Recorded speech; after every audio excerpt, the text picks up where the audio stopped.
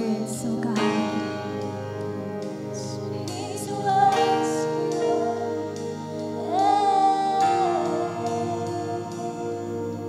speak to me. You're the only voice I want to hear. Walk with me. Show me who you are as I draw near.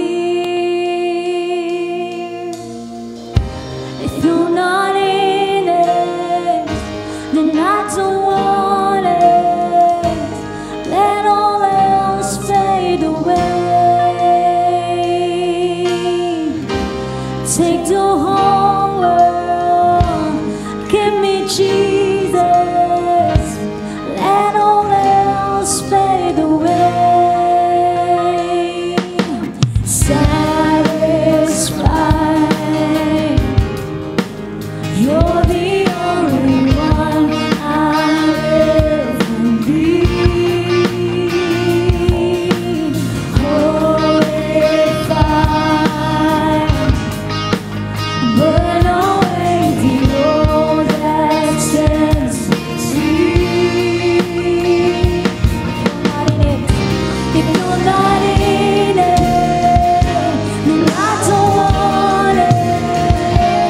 Let all else fade away. Take the whole world and give me Jesus. Let all else fade away. You're not in it. If you're not in it, oh, I don't want it. Let all else fade away. Take the whole world and give me Jesus. Let all else fade away. Let's sing this verse again. Satisfied, satisfied. Tell God how much you need Him.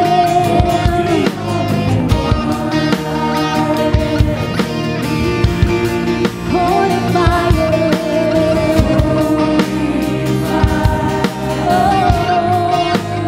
burn away the old that stands between. If you're not in it, and I don't want it, let all else fade away.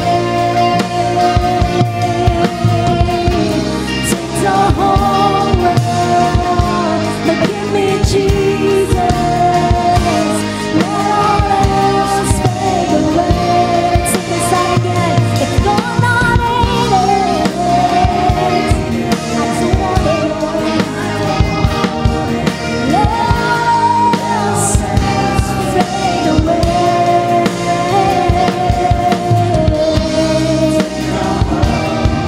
Give me Jesus.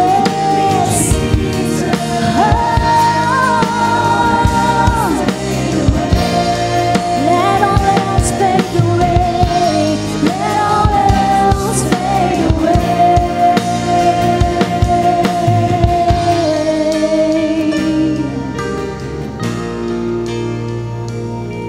We surrender, we surrender. You are the treasure, you are the treasure. Oh, Jesus, you're all that I want. 'Cause your name is the only name that matters. Your heart is all that I desire. Not my will, but yours alone forever. Here's my life. Have your way. Your name is the only name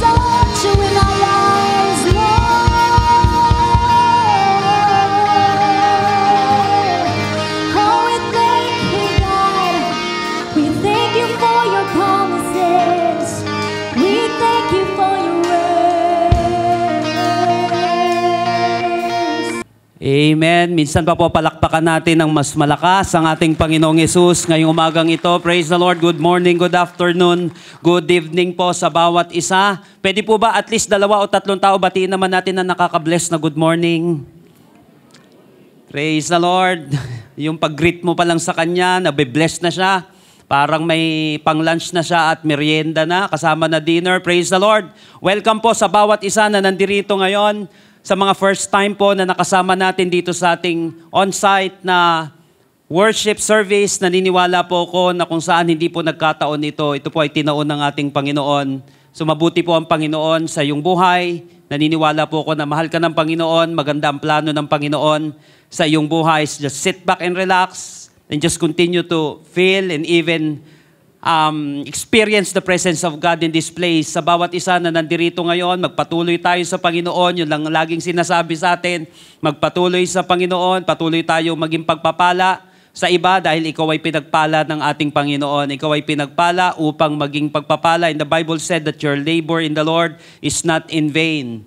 Yung ginawa mong labor ngayong araw na ito, yung ginawa mong sacrifice, yung ginawa mong paggastos, pagbihis, paglalakad, pagsakay, pawis na ginagawa, makapaglingkod lang sa ating Panginoon, makadalo sa ating gawain, sa mga nakaprepare na para sa kanilang ibibigay, para sa gawain ng Panginoon, para sa pag-advance, pagpapatuloy ng gawain ng Panginoon. The Bible said that your labor in the Lord is not in vain. Para sa lahat na nag-sacrifice ngayong araw na ito, tsatsakin ko. Sinabi ng Panginoon, hindi daw sayang ang lahat. Pag sinabi ni Lord na hindi sayang ang ginawa mo ngayong araw na ito, tandaan mo si Lord, nagbibigay ng grace. Lagi kong sinasabi, hindi mo deserving pero ibibigay niya. Pero si Lord nagbibigay ng reward kasi may ginawa ka, kaya may bigyan ka ng ating Panginoon. So lahat ng pinagpala ngayong araw na ito, palakpakan natin ang ating Panginoon. Praise the Lord. Amen. Praise God. Tayo po ay nasa 3rd installment po ng ating brand new series for the month of September entitled By the Book. Why the Bible is such a big deal for Christians. Bakit ito big deal sa atin? Bakit ito yung sinasabi nating sentro ng ating pangangaral, pamumuhay? Bakit ganito na lang ka-big deal ang Bible? Bakit ganito na lang nila ipinaglaban ito? Bakit kahit handa silang makulong, mamatay, alam niyo po yun, ma-persecute dahil lang sa Bible, ano ba meron dito? Okay, by the way, next week po, announce ko na rin yung last na installment natin kasi after that, magkakaroon po tayo ng napakagandang series break natin pang 5th Sunday. Pero yung next week po, 4 Wonders of the Word. Pag-uusapan natin yung tinatawag natin na Wonder Book. Ang Bible kasi ay Wonder Book. So next week, pag-usapan natin yung tinatawag na 4 Wonders of the Word. Kung may 8 wonders, kung may 7 wonders of the world, meron namang tinatawag na 4 wonders of the Word. Makikita natin, pag sinabing wonder, di ba, matindi yung benefit nito sa atin, yung maganda yung napakatindi ng properties nito na nagagawa sa katawan, sa buhay ng isang tao. Ganun din naman sa salita ng Panginoon. So, yung mundo. So, napaka-importante nitong mundong ito. Kaya lang, hindi lang ito ang mundo. Hindi lang ito ang buhay natin. Kung tayo ay nagtatrabaho, kung tayo ay nagsusumikap sa mga buhay, sa buhay-buhay natin, sa mga bagay-bagay, dapat may panahon din tayo sa mga spiritual things. But once na nawala na yung spiritual side na yon ng ating buhay, ay mawawala na tayo. Pag sinabi ko pong secular, halimbawa, napakinggan nyo po, masyado kang secular. Teka lang, masyadong makamundo, secular earthly. So teka lang, kinakailangan makategorize natin ang pagiging secular. Kasi pag sinabing secular, may positive at negative side yan. For example, secular po ang math, secular ang science, secular ang English, yung mga subjects natin. Yung mga ibang ginagawa natin, secular yan. Kaya lang titignan natin ito ba ay positive o ito ay negative. Kasi may mga bagay sa mundo na makakabuti naman sa atin eh. Pero may bagay din sa mundo na makakasama. May mga bagay ba sa mundo na ginamit ang Panginoong Sokristo nung siya'y nandirito sa lupa? Yes! Pagkain na lamang eh. Yung damit na lang. Baka yung iba doon, hindi naman mananampalataya ang gumawa sa bagay na yon. Kaya sabi ko, kapag sinasabi mong masyadong makamundo, teka lang, baka yung damit mo, hindi nga rin Christian ang gumawa niyan eh. Di wag na natin siyang susutin. Kaya lang makakabuti naman siya. Hindi naman ipinagbabawal ng Bible. Yung damit mo naman dyan, wala namang mga masasamang murang nakalagay. Ayun sinasabi natin. May positive, pero may negative din. Halimbawa, yung kanta, maganda naman yung lyrics. Kaya nga sinasabi, there's no such thing as worldly songs. Or kaya sinasabing spiritual songs. Wala. Pag or worldly na music pala. Ang meron lang ay worldly song at spiritual songs. Pag sinabing worldly music, collaboration of sounds yan. Pag sinabi bang mabilis sa demonyo, pag mabagal, makalangit. So saka siya nagiging masama kapag nilapatan mo yung tugtog na yon ng mabuti, ng masama. Nagiging mabuti siya pag nilapatan mo yung tugtog na yon ng mabuting bagay. So dito sa mundong ito, kinakailangan makategorize natin siya. So kapag sinabing worldly, masyado ng concern sa worldly affairs. At nawawala na sa kanya yung mga spiritual na bagay. At mayroong katapat ang pagiging makamundo. Ito yung pag-uusapan natin ngayon. Yung kalaban niya. Yung worldly, pagiging makamundo, at yung isa naman na pag-uusapan natin ngayon, itong wordly. Yung isa makamundo, itong isa maka-Bible. Makasalita ng ating Panginoon, yun yung wordly. Pag sinabing wordly, being concerned with spiritual affairs, especially to the Word of God. Pag lagi natin kinukonsider ang sinasabi ng ating Panginoon, ginagawa natin siyang ilaw sa landas nating daraanan, ang ibig sabihin nun, ikaw ay wordly. Masasandigan ba natin ang salita ng Panginoon? Yes, lahat ng bagay sa mundong ito mawawala. Heaven and earth will pass away, sinabi ng Panginoon Kristo, but my word will never pass away. So napaka-importante po ng salita ng ating Panginoon. Masasandalan talaga siya eh. So bakit hindi siya ang magiging guide natin sa buhay? Psalm 119:105, your word is a lamp unto my feet and a light for my path. Ito pala ay nagbibigay ng direksyon sa ating buhay para wag tayong mapahamak. So napaka-importante pala na dapat hindi tayo worldly at tayo ay wordly. Ngayon ang tanong, paano ba maging worldly na mananampalataya? Kasi ito yung magbibigay sa atin ng matinding paglago. Ito yung magbibigay sa atin ng, kasi kapag ikaw ay naging makamundo, hindi ka nalalago eh. Kakainin ka nito eh. Para siyang kalawang. At para siyang anay ng ating buhay, yung pagiging makamundo. Pero kapag ikaw ay maka-Bible, makasalita ng ating Panginoon, yan ang magkukos sa'yo ng growth, di ba? Parable of the sower, yung word of God ay inihalin tulad sa seed. Word. So once may seed ang isang tao, may tendency na ikaw ay tumubo. Kaya pala, hindi masyadong tumutubo ng maganda ang isang mananampalataya kasi kulang sa seed. Or maybe, mali yung lalagyan ng seed. So napaka-importante nito. Kaya nga, tayo po ay mananampalataya. We must keep on growing. Ang buhay na bagay dapat lumalago. Kaya nga ang church ay hindi lang mere organization. Ang church din po ay organism. Ibig sabihin, dapat kumikilos, dapat nagiging aktibo. Kaya nga ang church po, in a real sense, is not a building. Sa Greek po, ang tawag doon ay ecclesia. Ang ibig sabihin doon, called out ones. Ang ibig sabihin ng ecclesia na yon. So, ibig sabihin, ang church pala, ang ayon sa Bible, ito ay mga mananampalataya na sumasamba, na nagkakatipon-tipon sa pangalan ng ating Panginoon. So yun ang ibig sabihin ng church. So kapag tayo ay pag ikaw ay mag-isa, hindi ka church believer ka. Pag dalawa na kayo, pag tatlo na kayo, sumasamba kayo sa Panginoon, nagtitipon tayo sa pangalan ng Panginoon, church na ang tawag doon. Kaya nga ang tawag doon dati ay assembly. Assembly of God, assembled by God. Ang ibig sabihin po niya, yun ang church. Kaya nga dapat tayo ay lumalago. Ngayon ang tanong, paano ba ako magiging wordly para nang sa gayon ako ay nag-grow na mananampalataya at hindi ako mapag-iiwanan? At hindi ako mananatiling mahina na mananampalataya. At paano ko maiiwasan ang pagiging worldly?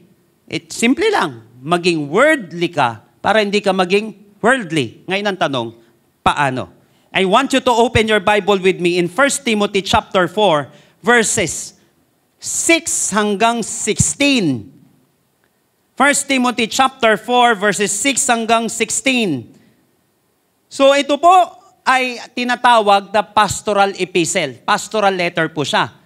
Kasi po ito ay sulat ni Apostol Pablo sa kanyang disipulo na si Pastor Timothy.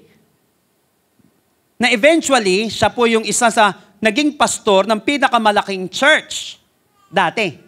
Kaya dito niya minentor si Timothy. Ito yung sabi niya, if you point these things out to the brothers and sisters, you will be a good minister of Christ Jesus, nourished on the truth of the faith and of the good teaching that you have followed. 7, have nothing to do with godless myths and old wives' tales. Rather, train yourself to be godly.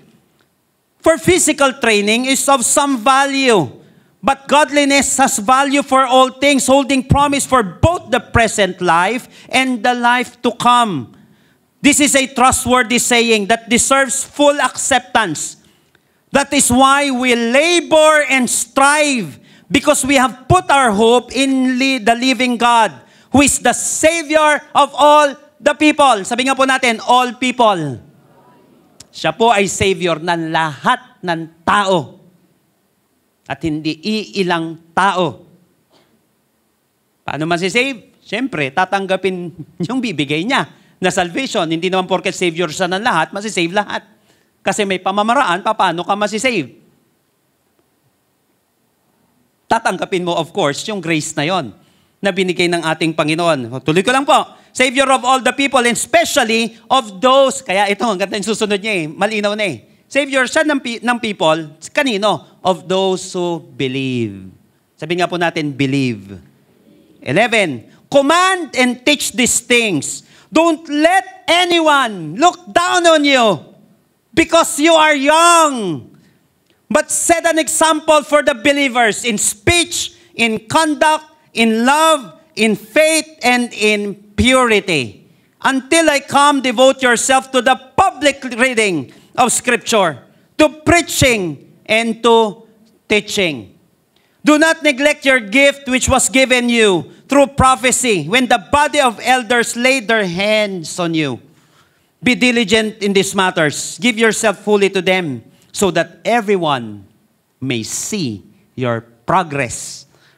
Watch your life and your doctrine closely. Persevere in them, because if you do, you will save both yourself and your hearers. Kung babasahin po natin sa verse 15, sinabi dito, be diligent in these matters, give yourself fully to them. Bakit daw? So that everyone may see your progress. Noong nakaraan po, nagsimula na yung program natin sa Amazing Bible College, yung Master in Organizational Leadership. Kaya po ako ganun masigasig masyado. Pagdating sa education, pagdating sa growth. So sinabi ko, isa sa mga nais ko po kasi, dream ko, I have a dream that one day, ang training sa mga mananampalataya ay hindi ganun kamahal. Pero dapat, hindi libre. Kasi sabi sa Bible, Proverbs 4:7, though it costs all you have, get understanding. Dapat kasi nag-i-invest ka sa growth mo. Pero dati kasi sa amin, para matuto ka, para mag-grow ka, mag-i-enroll ka sa seminary. Kaya lang, karamihan dati sa seminary, napakamahal. Kala ko secular. Alang ang mahal. Nung nag-enroll ako sa seminary, mas mahal pa pala kaysa secular. Sa secular dati, ang tuition ko, mga 5,000 lang, 10,000. Aba, nung nag-enroll na ako ng seminary, 100,000, 180,000. Hindi per year, per term. Per sem. Kaya kinakailangan mo ng sponsor. So sabi ko, paano magkakaroon ng access sa mga believers para sa pag-grow? Ngayon, tsamba-tsambahan na lang ang gagawin. So gusto ko makapag-provide ng affordable yet world-class na training para sa mga believers. That's why sinimulan natin itong school na ito. By the way, nakaprepare na rin po yung piniprepare kong program para sa yung doctoral program natin. Maybe next year o next year, after na may mga ilang batch na graduate sa atin, para dito. So, bakit natin ginagawa? Bakit natin kinakailangan ng growth? Bilang mga mananampalataya, by the way, hindi lang naman lahat Bible school yan. May formal, saka informal na mga trainings na ginagamit. Kaya lang sinabi dito, so that everyone may see your progress. Napansin niyo po yon? Do not let anyone look down on you because you are young. Bakit? Kasi mamaliitin ka ng tao. Una. Okay?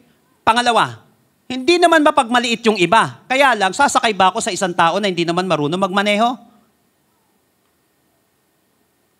Valid. Yung reason kung bakit hindi siya nagtitiwala sa isang leader. Why? Wala naman siyang nakikitang progress. Wala nakikitang proof so that everyone may see your progress. So dapat ang paglago, ang pag-arangkada, nakikita ng iba para nang sa gayon, napapatunayan na tayo ay may kakayahan na mag-drive, may kakayahan na mag-invest para sa kanilang tiwala. Kailangan nakikita. Kaya dapat ang paglago ay halata. Sabi nga po natin halata. Para nang sa gayon, kasi ang trust, ini-earn siya. Kaya sinasabi ko madalas sa mga leaders, sa mga pastors, so that everyone may see your progress. Dapat hindi lang ikaw nakakakita ng growth mo. Hindi, malago na ako. Asan? Hindi, maganda ako. Teka lang, asan? Hindi, joke lang. Pogi ako asan? Yan, maghihilamos ka para halata. Maliligo ka. Di halata na ngayon. Dapat halata. Sabihin nga po ulit natin, halata. Yan. Ang Greek po, ang ibig sabihin niyan, yung progress ay advance upon a way. Progress, advancement, furtherance. Dapat nahahalata na ikaw ay umuusad. So, ito po yung pag-uusapan natin ngayon. So, join me in our message today entitled, Wordly. Wordly. How to become a growing Christian. Nabi natin, ang word ay seed. So, napaka-importante nitong seed na ito sa paglago natin. Kaya lang, paano ka magiging worldly at hindi magiging worldly na Christian? So, napaka-importante po nito. Naniniwala ko, lahat ng makakarinig nito ay patuloy na lalago at makikita natin at ng ibang tao yung pag-usad ng ating buhay regardless of your age. Kasi lahat ng buhay dapat lumalago at pwede pang lumago. Lahat po ng ready at excited na ngayong araw na ito, magsabi po ng malakas na amen. Number 1, how to become a growing Christian. Paano ba tayo magiging growing Christians with the Word of God? Number 1, verse 6. If you give these instructions, by the way, kung babalikan niyo po yung verses 5, 4, 3, 2, 1. Yung mga verses dito sa chapter na ito, sa chapter 4, mapapansin natin na may mga nagsisipaglagpakan na mga Christians. May mga nawawala, nadadamage na Christian. Kaya nag-arrive sa ganito si Apostle Paul pagdating sa verse 6 para wag mo nang maranasan ito at mga kasama mo. Nakita na ninyo yung mga tao na sumemplang na sa buhay nila. Nakita nyo na parang sabi sa akin na nanay ko dati, sa kanang tatay ko, hindi mo, paulit-ulit yun. Yung nakakarindi na. Pero laging inuulit-ulit, hindi mo na kinakailangan maranasan na naranasan namin at ng ibang tao. Manalamin ka na lang. Sabi, gawin mo na lang silang salamin. Salamin, salamin, salamin. Sabihin sa akin. Alam niyo po yun, napaka-importante makita. Titignan natin kung ano yung, alam niyo po, napaka-importante kasi na natututo ang isang tao at patuloy na lumalago, kaya lang ang tanong, paano ba? Kaya sinabi dito, naglalagpakan na sila nagbabagsakan na sila, gagaya ka ba dyan? Gusto mo ba sumunod sa impyerno? Gusto mo ba mapahamak buhay mo? Kaya sabi ni Paul, if you give these instructions to the believers, you will be a good servant of Christ as you feed yourself spiritually on the words of faith and of the true teaching which you have followed. How to become a growing Christian? O paano ka ba magiging worldly na Christian? Number 1, eat the Word of God. Sabi nga po natin, eat. Yan, dyan tayo magaling, di ba? Kain. Ako nga kanina, gugutom ako. Buti lang may tubig. Eat the Word of God. So napaka-importante po ng salita ng Panginoon. Dapat tayo'y kumakain as you feed. Sinabi dito sa verse 6, as you feed yourself spiritually. Pag sinabing feed, di naman literal to, kainin mo yung pages ng Bible. Di naman ibig sabihin niya, kaya pinaliwanag naman yan ni Easy English Version. Verse 6c, sinabi dito, continue to study the message about Jesus that you have already learned. That will keep you to be strong. So ibig sabihin pala, kapag kumakain tayo ng salita ng Panginoon, tayo ay nakikinig at tayo ay nag-aaral, tayo nagsasagawa ng salita ng Panginoon, napaka-importante ang pagkain ng salita ng Panginoon. Continue to study. Sabi dito, the message about Jesus that you already learned. It simply means learn and relearn. Learn and relearn. Continue to study yung mga bagay na natutunan mo na. Hindi pala porket napag-aralan mo na dati, ay alam mo pa rin ngayon. Kaya nga kinakailangan patuloy tayong natututo. At patuloy nating inaalala yung mga naituro sa atin dati. Now, bakit kailangan natin kumain ng salita ng Diyos? First, it will benefit you as a servant of Jesus. Tayo rin naman pala magbe-benefit dito bilang mga lingkod ng ating Panginoon. Verse 6, tell this to the brothers and sisters. This will show that you are a good servant of Christ Jesus. You will show that you are made strong by the words of faith and good teaching you have followed. So para makita nila na ikaw talaga ay nakakakain ng salita ng Panginoon, gagawin mo to. This will show that you are a good servant of Jesus. Nagbe-benefit pala ito sa atin. Remember, your spiritual diet determines the level of your excellence in ministry. Kung ano ang pagkain natin ng Word of God, yun ang magdidetermine ng spiritual level natin sa paglilingkod sa ating Panginoon. Yung mga kilos natin, yung mga ginagawa natin para sa Panginoon. Therefore, kung gusto mong maging mahusay at kapaki-pakinabang na lingkod ni Kristo, dapat, ready for this, dapat matakaw ka sa salita ng Diyos. Sabi mo nga sa katabi mo, dapat matakaw ka. Yan. Gusto mo nagbe-benefit ka, yung calling mo, dapat matakaw ka. May kanya-kanya po tayong katakawan sa buhay. Next week, na pag-usapan natin, soul's comfort food. Yung pag kinain mo, saya-saya. Kakalimutan mo yung problema. Next week po. Yung 4 wonders of the word na pag-uusapan natin. Pero kung gusto mong maging mahusay at kapaki-pakinabang na lingkod ni Kristo, dapat matakaw ka sa salita ng Diyos. Dapat hayok ka pagdating sa salita ng Panginoon. Yung hindi ka mabubuhay. Kapag wala ang salita ng Panginoon, ganda nung palabas na hunger. About kulinarya tayo, gano'n. Tapos panurin nyo na lang yung ganda. May ginalaman sa leadership, discipleship. Ayun, sabi niya gano'n nung chef na yon. Basta ginawa niya, kaya kilala siyang chef. Sabi niya, gusto ko gutom sa akin ng mga tao. Kapag kumain sila, ng niluto ko, ng ginawa ko, magkakaroon ito ng hunger sa kanila na lagi nila akong hahanap-hanapin. Yun yung goal nila. Parang di ka makatulog. Pag wala yun, ganun din naman sa atin. Magbe-benefit tayo bilang mga lingkod ni Kristo kapag tayo ay gutom na gutom sa salita ng ating Panginoon. So dapat hindi nawawala itong spiritual craving na ito sa atin. Once kasi nawala na yung spiritual craving, ibig sabihin may problema na yung appetite natin. It's either may virus tayo, di ba, unang nawawala sa isang tao na, isa sa mga unang nawawala sa isang tao na may virus siya. Halimbawa, sa COVID dati, yung panlasa natin Uy, bakit parang tinatamad na ako sa Word of God? Kasi baka may virus ka na. By the way, nagagamot siya. Pilitin mo na lang. Kaysa, di ba, minsan hindi ka makakain. Wala kang panlasa pero kailangan mo kumain, mamamatay ka. Anong ginagawa natin? Papagalitan tayo ni nanay, gagawa ng paraan si tatay, para makakain lang tayo. Why? Kasi kailangan natin kumain. Kapag dumating yung panahon na mahina na yung appetite mo, yung spiritual craving mo, pagdating sa Word of God, pilitin mo na lang kumain. Kasi kailangan mo mabuhay. Sabi mo sa katabi mo, pilitin mo. Pilitin mo. Lagyan mo ng Royal True Orange. Yan, dati pag di ka makakain, bubula-bulahin ka pa.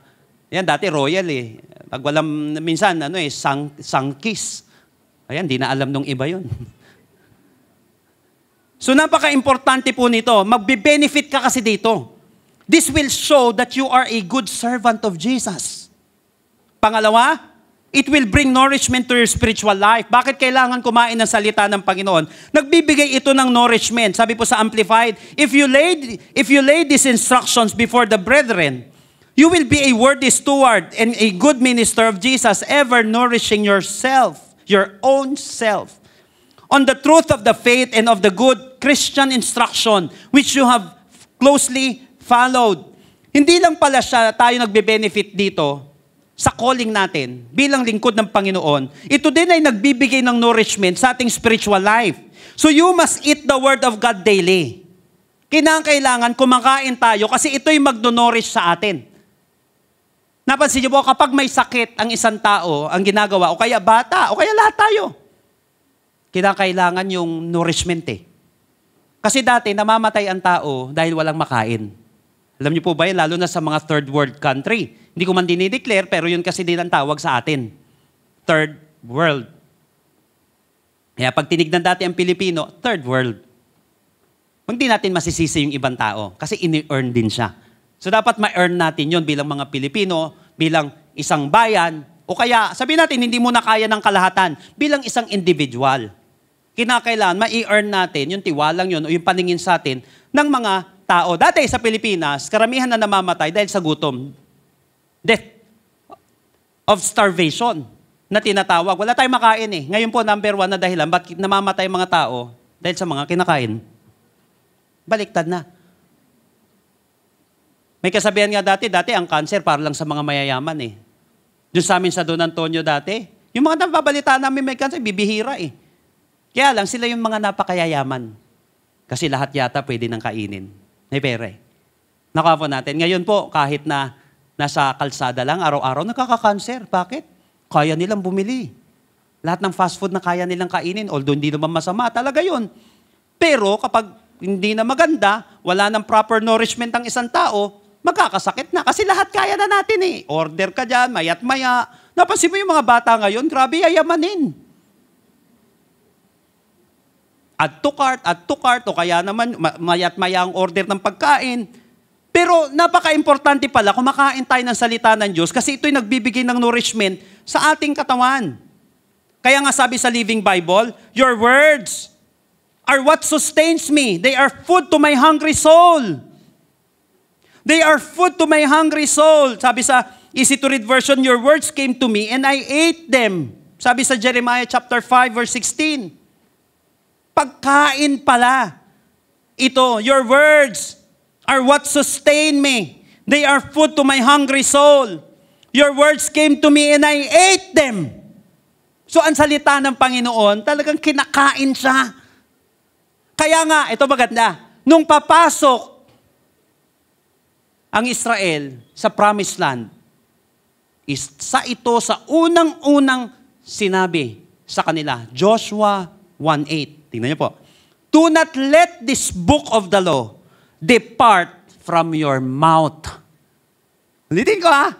Do not let this book of the law depart from your mouth. Meditate it day and night, so that you may be careful to do everything written in it. Then you will be prosperous and successful. Kung gusto natin makakonquer tayo ng promised land, land flowing with milk and honey, kung gusto natin magkaroon ng prosperity, biblical prosperity, at nung success na yan, hindi pwedeng walang word. Kaya nga kahit na ngayon yung mga life coaches at mga success guru, anong una kong gagawin? Kung gusto ko na magbago yung buhay ko, gusto ko magtagumpay. Anong gagawin? Find a mentor. Maghanap ka na mapapakinggan mo na magtuturo sa'yo. Kasi kinakailangan may mga salita na mawala dyan sa isip na yan at may salita na mapalit dyan sa isip na yan. Do not let this book of the law depart from your mouth. So napaka-importante talaga ng salita ng ating Panginoon. Kaya sinabi ni Billy Graham, we need to encourage new believers to feed on God's Word. It is nourishment for the soul. Kaya nga sinabi sa Psalm 119, pag-usapan din natin ito next week, how sweet are your words to my taste, sweeter than honey to my mouth.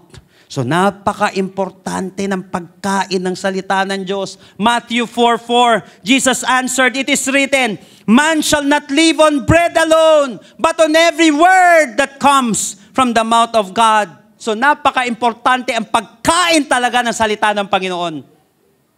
Lahat ng tao kailangan kumain ng Word of God. Whether believer or unbeliever, once ang isang tao ay hindi kumain ng salita ng Panginoon, kulang na kulang ang buhay niya. Hindi kumpleto ang buhay niya. Someone said, if you wish to grow in spirit, feed on the spiritual food, the Holy Word. So how to become a growing Christian? O paano tayo magiging wordly na Christian? Eat the Word. Sabi nga po natin, eat the Word. Ito ginagawa natin. Kumakain tayo. Nagsasalo-salo tayo ng pagkain ng ating Panginoon. So napaka-importante nito. Pangalawa, verses 7 hanggang 10. Tignan nyo maigit to. Don't waste time arguing over foolish ideas and silly myths and legends. Spend your time and energy in the exercise of keeping spiritually fit. So number 2, exercise the Word of God. Para wag na daw tayo matulad dun sa iba, nagsisipagsakan, nawawasak yung buhay, nawawala sa hulog, eat the Word of God. Pangalawa, exercise the Word of God. Tama nga naman no? Naranasan mo ng kain ka ng kain, tapos hindi ka kumikilos. Yung same, di ba kumain tayo, tapos hindi tayo nag-exercise. Yung iba dyan, magiging sakit sa katawan natin Kailangan mabiburn. Sabihin nga po natin, burn. Yan. Lakad-lakad. Exercise. So napaka-importante, hindi lang kumakain. Mamaya maging bloated ka niyan.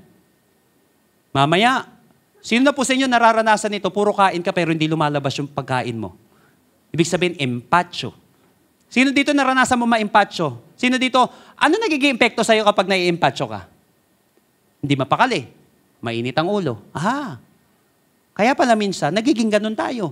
Kasi, kain lang pero walang exercise. Wala siyang practice na sinasabi. Kaya nga sinasabi, spend your time and energy in the exercise of keeping spiritually fit. Uy, ang ganda nito. Sinabi doon sa verse 7, di ba? Don't waste your time arguing over foolish ideas. Word na naman. Silly myth, legends, yung sinasabi dito. So itong tinatawag nila dito na foolish ideas o itong mga legends na ito yung mga superstitious belief. Ito yung mga chismis na rampant nung panahon nila. Magbubusi panahon mo dyan. Sabi kay Timothy, ano nangyari sa buhay mo dyan? Sige, matapos mo yung series na yan. Buti pa yung series sa Netflix, tinapos mo yung series sa church. Hindi. Mabibigyan ka ba ng tagumpay? Ulitin ko walang masama, kung makabubuti. Kaya lang, baka wala tayong exercise pagdating ng word. Kaya lang, itong mga kwentong ito na binanggit dito na wag daw bibigyan ng oras, ito yung mga kwento na nagko-contradict sa salita ng Panginoon. Hindi naman masama mga sayings. Hindi masama ang mga quotes. Nakuha po natin yon. Ang masama dyan kapag yung quote na yan, pag yung mga sayings na yan, yung mga itinuturo sa atin, nagko-contradict, bumabangga sa salita ng ating Panginoon. Yun daw yung wag bibigyan ng panahon. Kaya stories that don't agree with God's truth, sinabi sa easy to read version. Stories that don't agree with God's truth. So dapat ang isang kwento, ang isang kasabihan, ang isang bagay, nag-a-agree siya sa salita ng Diyos. Minsan may nagsabi sa akin, ba't po kayo quote ng quote? Buti nga ako, kinuquote ko, yung iba hindi Sabi ko, may mga pinost nga ako, yung iba binura pa pangalan ko kunyari sa kanya Minsan mas mataas pa yung views nila sa ka-shares kaysa sa original. Malalaman mo isang matalinong tao, scholar. Hindi niya aangkinin na kanya ang hindi naman kanya. Yung iba nagmamurunong pero hindi naman sa kanya. Naunawaan ko naman. Maybe hindi educated enough na matutuhan yung bagay na yon. Kaya sinabi ni Apostle Paul na huwag itong mga ito ang pinagbubuhusan mo ng lakas mo at oras mo. Huwag. Don't waste time arguing over foolish ideas and silly myth. Now, If you want to become a growing Christian, you must exercise or practice the Word of God. Now, dito sa passage na ito, ang ganda. Paul mentions the value of physical training. Yung physical fitness. And then nag-move siya to contrast with the value of godliness or spiritual fitness. First, remember that bodily exercise has earthly benefit. Napansin niyo po sa Living Bible, nakalagay dito, and practice being a better Christian because that will help you not only now in this life. Practice to be a better Christian. Bakit? Hindi lang ito dahil sinabi niya dito, so exercise yourself spiritually. Kasi nagkaka-epekto din pala siya sa atin ngayon. Mamaya pala yung pag-uusapan natin. Pero itong mga bagay na ito, sinabi niya, yung earthly exercise, nakaka-apekto ng malaki sa buhay natin sa mundo. May benefit naman siya. Pero, yung mamaya, yung sasabihin niya. Because bodily exercise has earthly benefit. Paul did not ask Timothy to choose between the two. Wala namang sinabi dito si Paul kay Timothy na mamili ka. Exercise ng katawan mo o pag-exercise ng Word of God. Wala siyang sinabing ganon. Ang sinabi niya lang, yung mas mahalaga. Pero may benefit daw ang pag-exercise. In fact, may value raw ang physical exercise because a strong body can be used by God. Nakuha po natin siya. Kung hindi ka makalakad ngayon, hindi ka nakapunta dito ngayon. Kung hindi ka malakas ngayon, baka hindi ka makakanta ng masigla-sigla. Kaya pag umaawit tayo sa Panginoon, siglahan mo naman para halatang malakas. No? Pag sinabi palakpak, pumalakpak naman kahit paano. Para nang sa gayon, mukha namang Christian. Hindi, joke. Palakpak, para naman kay Lord yan eh. Nakuha natin, hindi naman utang na loob sa Panginoon ang pananalangin, ang pagpalakpak galing sa Panginoon, kaya lang hindi magagawa ng hindi malakas yan. So a healthy body can be used in serving God energetically. Importante po ang malakas na katawan. Kaya palakasin ang katawan, makakatulong sa iyan sa pagtatrabaho mo. But, sinabi dito, balikan niyo po bodily exercise, verse 8, is all right. But spiritual exercise is much more important and is a tonic for all you do. So exercise yourself spiritually and practice being a better Christian because that will help you not only now in this life, but in the next life too. Second, godly exercise has eternal benefits. Bakit kailangan ito? Tingnan niyo po. Malakas nga katawan mo. Sa impyerno ka naman mapupunta kasi wala kang time kay Lord. Di ba? Wag na lang. So sinabi niya dito, bodily exercise has earthly benefits. But godly exercise has eternal benefits. So dapat hindi lang natin pinapalakas ang katawan natin, pero higit sa lahat, mas importante pa sa physical exercise mo, ang pag-exercise mo ng pananampalataya mo. Kasi may kinalaman yon. Saan? Dito, pantay na sila ng bodily exercise. May epekto siya dito sa mundo, pati sa next life. If you want to prepare for next life, kinakailangan exercise mo yung mga natututuhan mo na Word of God. Sabi sa verses 9 and 10 sa Tagalog, totoo ang kasabihang ito na dapat tanggapin at paniwalaan ng lahat. Kasabihan na naman, Word! Totoo ang kasabihang ito. Napansin niyo po, may mga kasabihan na mali. Binanggit dun sa mga unang verses. Pero may kasabihan din na totoo. Yun yung sinabi niya. Na dapat tanggapin at paniwalaan ng lahat. Ito ang dahilan kung bakit nagsisikap at nagtsatsaga tayo sa pagtuturo sa mga tao. Dahil umaasa tayo sa Diyos na buhay, na siyang tagapagligtas ng lahat ng tao, lalo na ng mga mananampalataya. Kaya napaka-importante, ini-exercise ito, kaya laging tinuturo. Someone said, don't measure your spiritual life by how much you know the Word of God, but rather how much you live it. Huwag mong susukatin ang sarili mo o yung growth mo kung gaano karami ang alam mo na salita ng Panginoon. Ang sukat ng growth ay kung paano mo ina-apply yung natututuhan mo. Bakit? Ang daming alam ng mga bersikulo, ng mga sita sa Biblia ni Satanas. Ang daming alam. Pero ang tanong, ina-apply niya ba? Yun lang. Sabihin nga natin, yun lang. Hindi niya ina-apply yun. Kaya, kahit maraming alam na Word of God, hindi naman ini-exercise, wala rin. James 1:22, but don't just listen to God's Word. You must do what it says. Otherwise, you are only fooling yourselves. Hindi sapat na nakikinig. Dapat ginagawa. Kasi hangal ang isang tao na nakikinig, pero hindi naman ini-exercise yung kanyang napakinggan. Leonardo da Vinci once said, I have been impressed with the urgency of doing.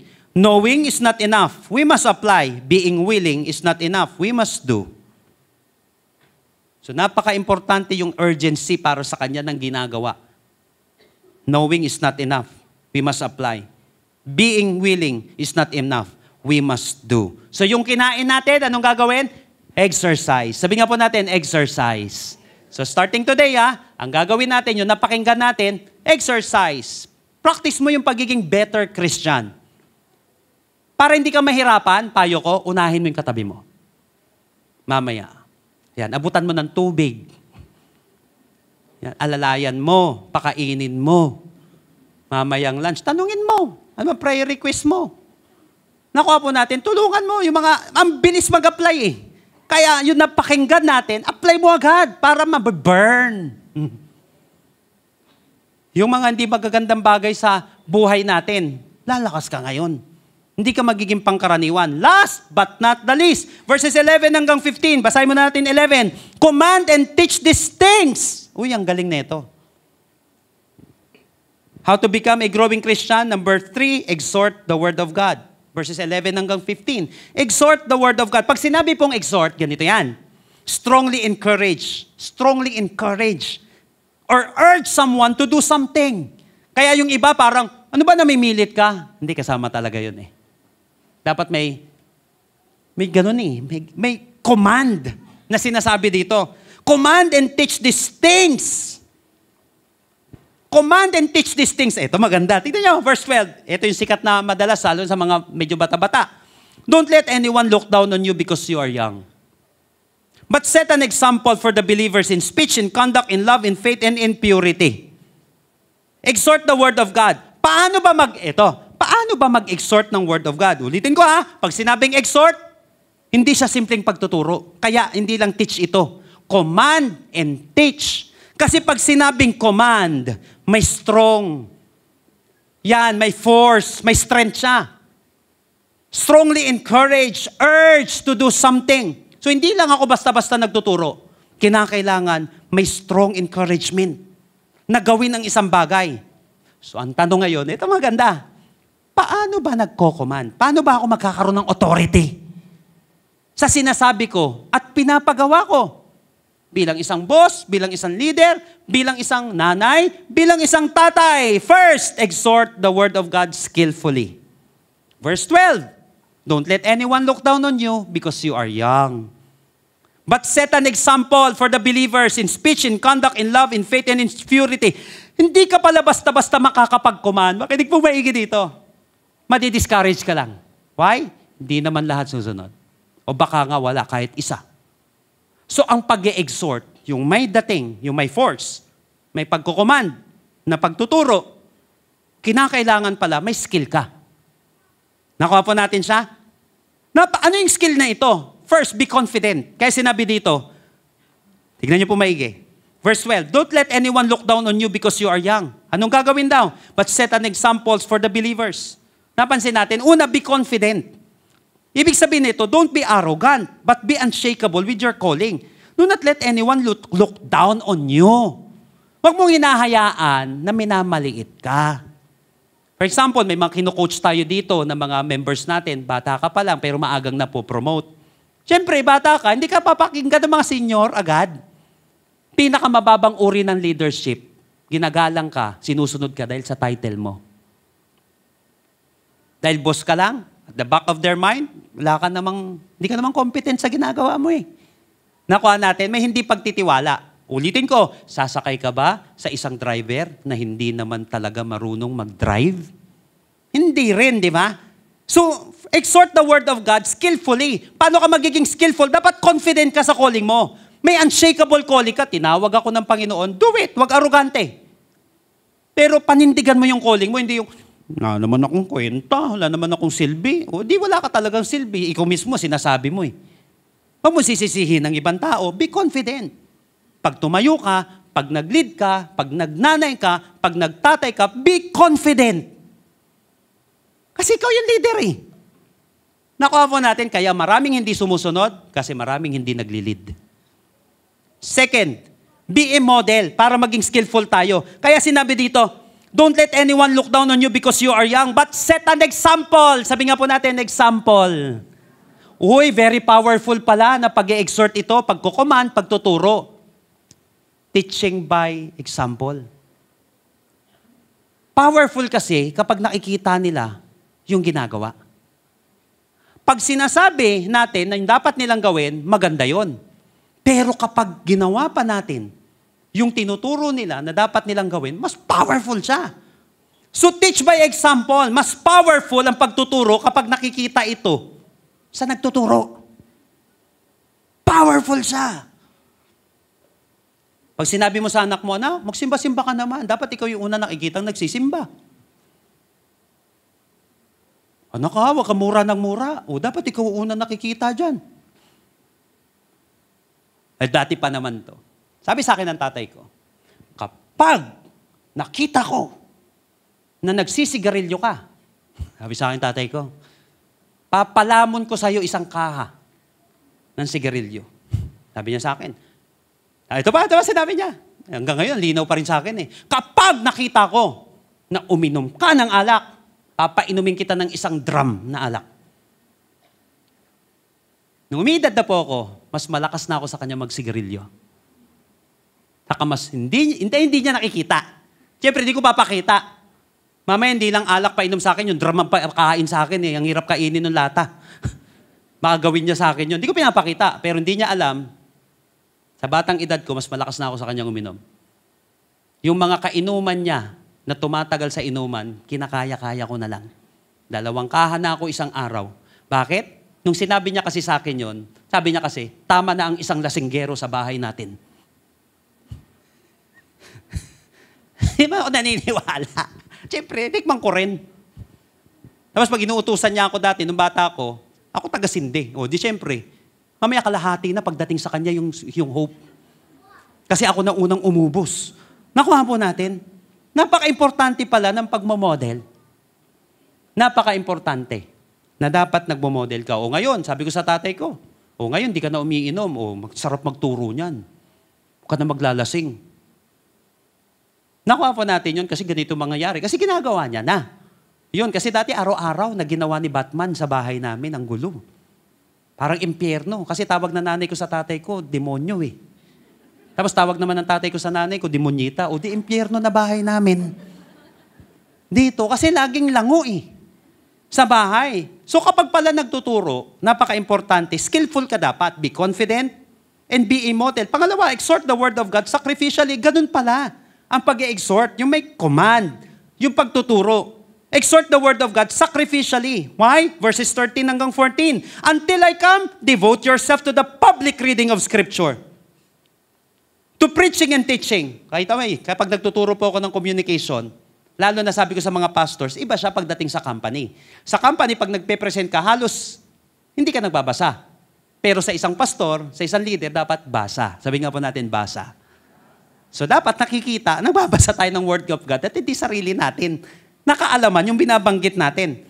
So until I come, devote yourself to the public reading of Scripture, to the preaching and to teaching. Do not neglect your gift, which was given you through the prophecy, when the body of elders laid their hands on you. So sinabi dito, be devoted. Kaya nga, exhort the word of God. Dapat may sakripisyo kapag nag-exhort ka. Kasi hindi dito, bilang nanay, bilang tatay, bilang leader, hindi agad susunod ang lahat. At hindi lahat ng ituturo mo, masusunod agad. Dapat hindi ka matampuhin. Dapat may follow-up at may follow-through tayo. Huwag magtatampo agad, kaya devote yourself. Ibig sabihin, hold on. At sinabi dun sa 15, be diligent. Ang ibig sabihin kapag diligent, give painful attention. Uy, kapag ikaw pala ay nagli-lead, nagko-command, nagtuturo, may panahon pala, kaya sacrificially. Hindi pala porket magaling ka, makukuha mo agad. May pain din pala. Kaya tinuturo nga namin madalas pagdating sa leadership, kasama ang pain sa leadership. Kasama ang pain. Yung anak mo, turuan mo, hindi ka sinunod, sakit, di ba? Yung iba nga sa inyo, baby pa lang, di ka na sinusunod eh. Tapos lalo na, yung inaruga mo, di ba? Hindi madapuan ng lamok, ipis lang. Hindi, lamok. Hindi madapuan. Tapos paglaki, sinasagot-sagot ka na nung tinuturuan mo. Ang sakit. Pero leader ka eh. Kasama ang pain. Kasama ang sakripisyo pag nagtuturo. Nakuha po natin siya. So, ibig sabihin, pagdating sa pag-i-exhort ng Word of God, it requires your time, your treasure, and your talent. Yun ang pag-i-exhort. Dapat skillfully and dapat sacrificially. Sabi nga po natin, sakripisyo.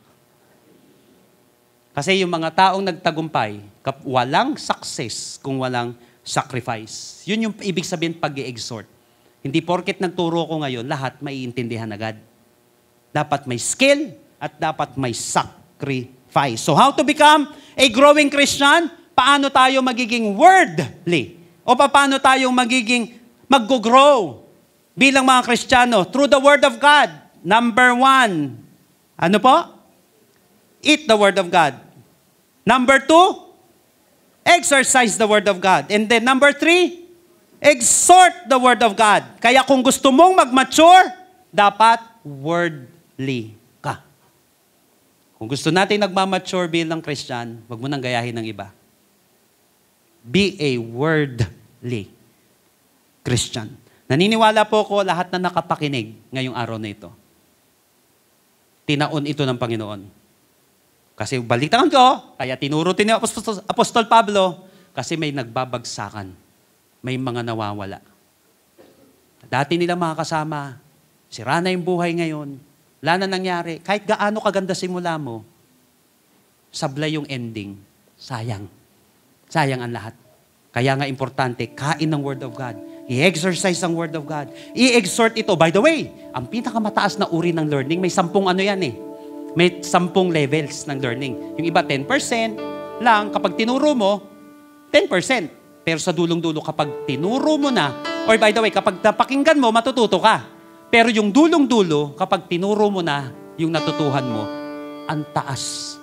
Ibig sabihin, ang taas ng level ng pagkatuto mo. Kasi yun napakinggan mo. Kaya mamaya, halimbawa, yung napakinggan nyo ngayon, na i-share nyo sa anak ninyo, na ituro nyo sa life group o sa isang tao na dinidisciple ninyo, ibig sabihin, mataas na uri ng learning yon. Kasi na-exhort mo na siya. Yung dating sinasabi mo, simba naman tayo. Kasi sabi ng Bible, bibigyan din si Lord ng time. Nakuha natin yon. Tapos mamaya, nakita mo, nandoon na siya, nagsisimba na rin. Na ipapractice na ang isang bagay, mataas na uri ng learning, yung itinuturo mo na. Yung mga natutuhan mo. Eat, exercise, and then exhort. Yung Word of God. So naniniwala ko lahat na nakapakinig ngayon, kaya mo ito napakinggan, gusto ni Lord tumatag ka. Kayanin mo yung mga pagsubok sa buhay. Kakayanin mo yung maniwala ka. Bakit? Healthy Christian ka eh. Maraming pagsubok ang darating, pero kakayanin mo. Dahil kasama mo ang salita ng ating Panginoon na hindi magwawakas kahit kailan. Kamapalakpakan natin ang ating Panginoon. Praise the Lord. Tayo po tayo. If you can stand right now. Tignan niyo po itong verse 16. Dito tayo mag-i-end. Pansinin niyo siyang maigi. Sabi sa easy to read version, be careful in your life. Ganda nito, tignan mo maigi. Be careful in your life and in your teaching. Continue to live and teach rightly. Then you will save both yourself and those who listen to your teaching. Be careful. Bakit laging pinapayo sa atin, mag-ingat ka sa pamumuhay mo? Alam niyo po personally, mahirap din talaga mag-lead. Nung life group leader ako, mahirap na eh. Kasi maraming tumitingin na sa akin. May 3 nang tumitingin, may 3 nang naniniwala sa'yo, may 6 na, may 8 na. Nung nagpastor ako, mas lalong mabigat. Lalo na nung nag-bishop na. Kasi hindi na lang sa church eh.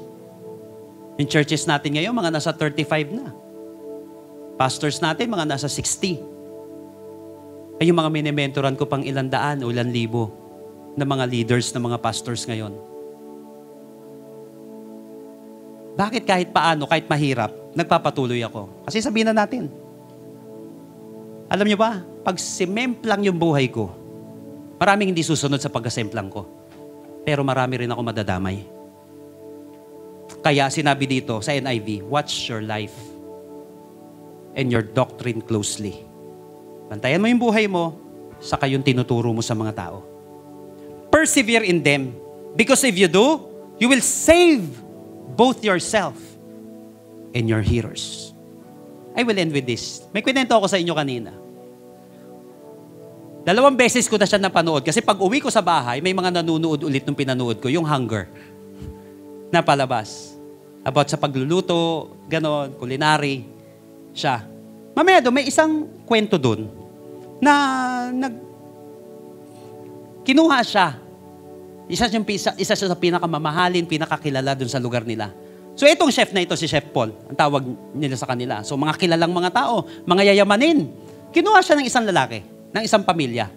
Kinuha siya ng tatay na magluto doon sa pagpakain para sa asawa niya at anak niyang babae. Ngayon ito.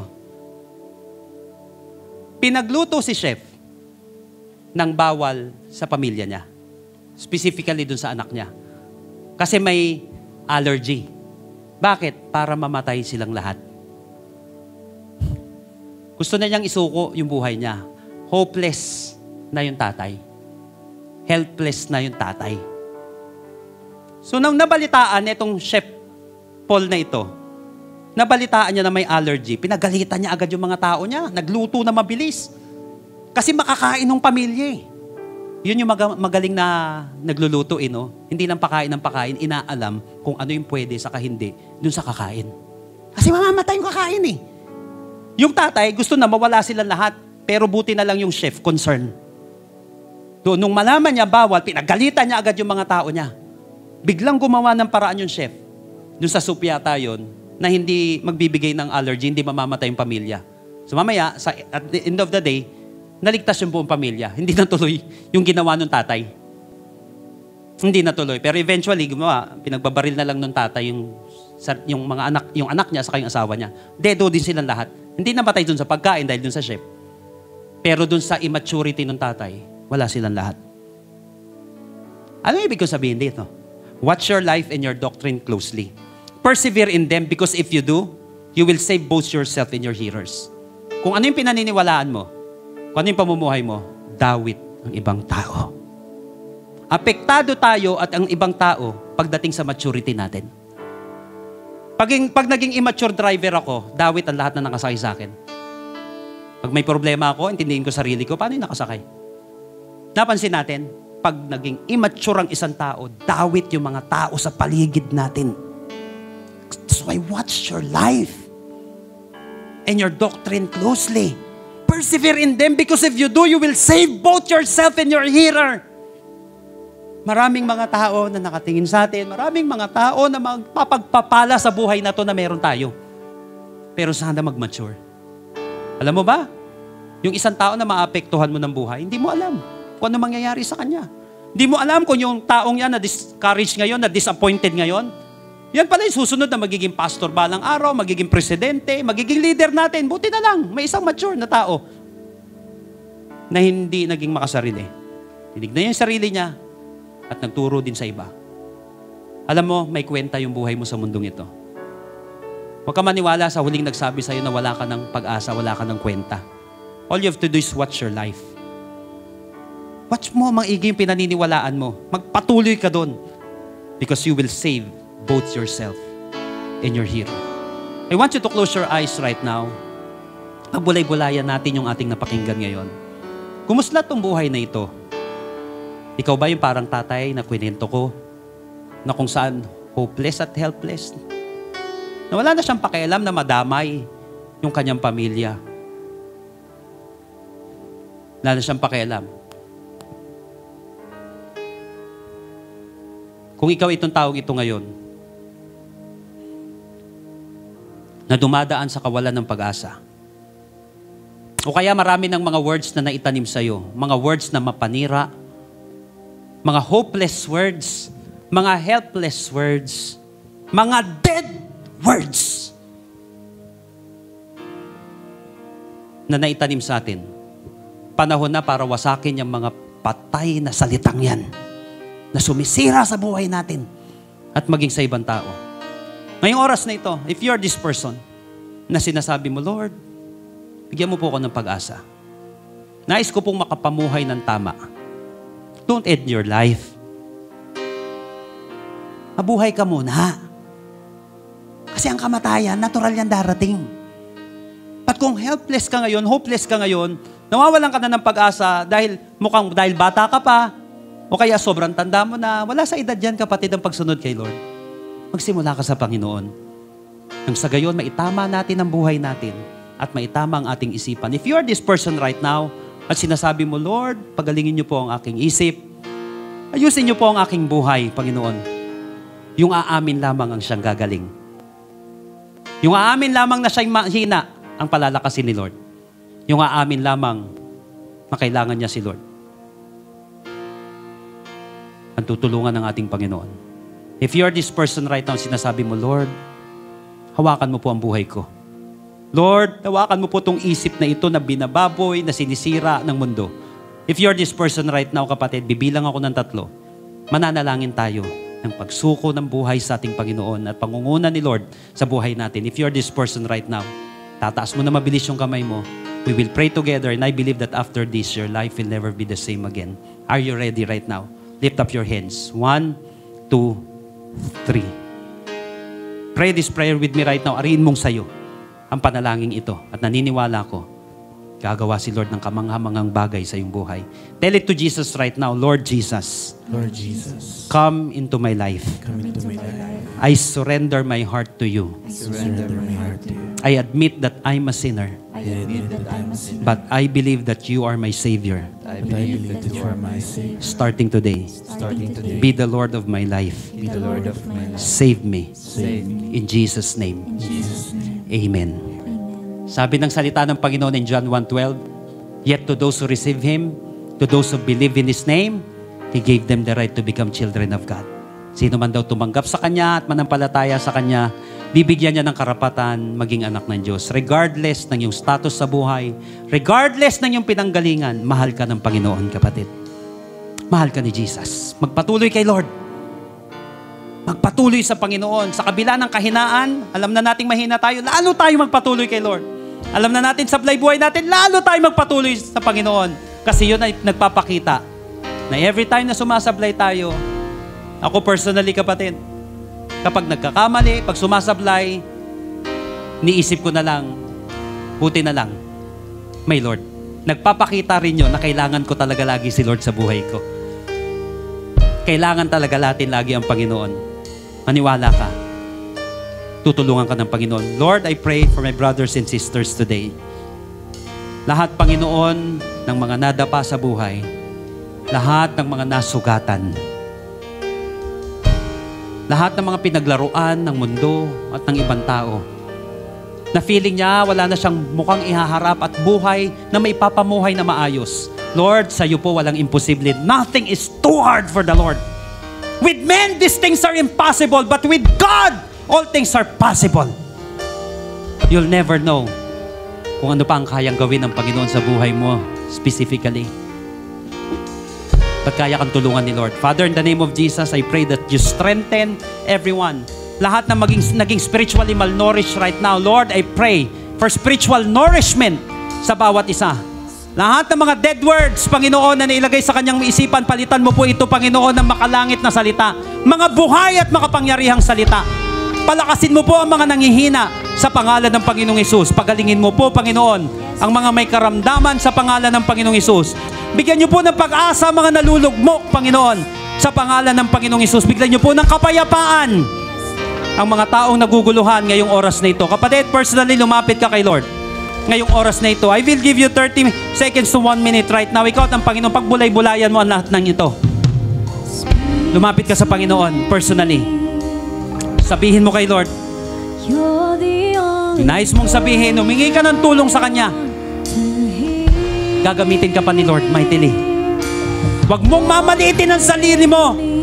Do not let anyone look down on you.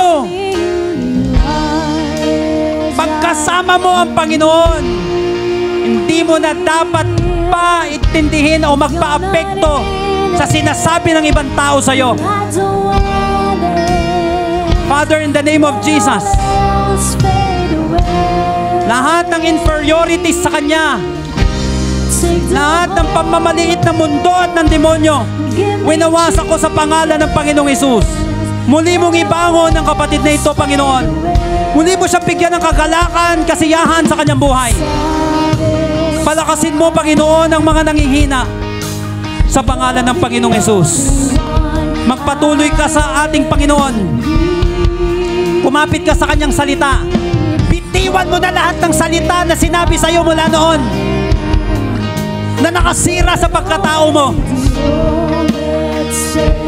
Bitiwan mo na. Bitiwan mo na. Bitiw, kapatid. Ngayon, panghawakan mo lahat ang sinabi sa iyo ng Panginoon. Mas paniwalaan mo yun. Jesus has the last words in your life. Not the last person who hurt you. Not the last word that has been spoken against you. Hayaan mo, kapatid, ang Panginoon na manguna sa iyong buhay. Hayaan mo ang Panginoon na makialam sa bawat pangyayari ng iyong buhay. Isama mo si Lord sa journey mo. Oh God, kakayanin mo, kapatid, at matatapos mo ang takbuhin ng buhay na maayos. Oh God, kailangan mo si Jesus sa buhay mo. Kailangan mo ang ating Panginoon sa iyong buhay. Oh Lord, hallelujah. Oh Jesus. Oh Lord, just come to Jesus right now. Surrender everything to God. Yung kahinaan na yan, napagtagumpayan niya yan ni Jesus.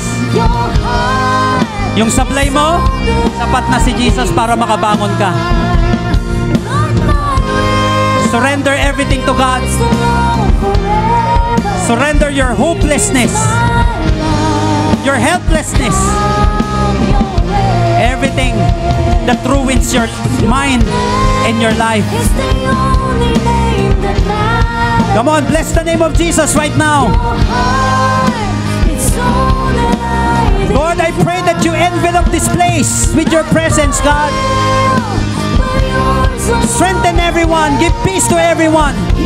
In the name of Jesus, for the last time, declare the name of Jesus right now.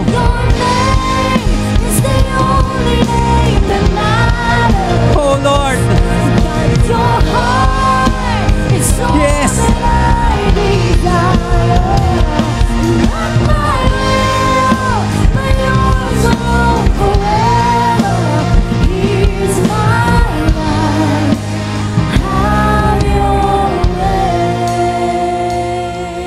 Lord, ito po yung buhay namin ngayon. Kilala mo po kami mula pagkabata. Alam mo po, Panginoon, kahinaan namin, at alam mo rin po ang kalakasan namin. Alam mo po, Panginoon, kung saan kami naging mabuti, at alam mo rin, Panginoon, kung saan kami naging masama. But salamat sa kabila ng lahat, namatay ka para sa amin. You died for us when we were yet still sinners. Salamat dahil mahal mo kami, at gusto mong mabago, maayos ang aming buhay. Gusto mo ba magkaroon ng silbi ang buhay namin? Kapatid, ikaw na kay Jesus ngayon, maniwala ka, may silbi ang buhay mo.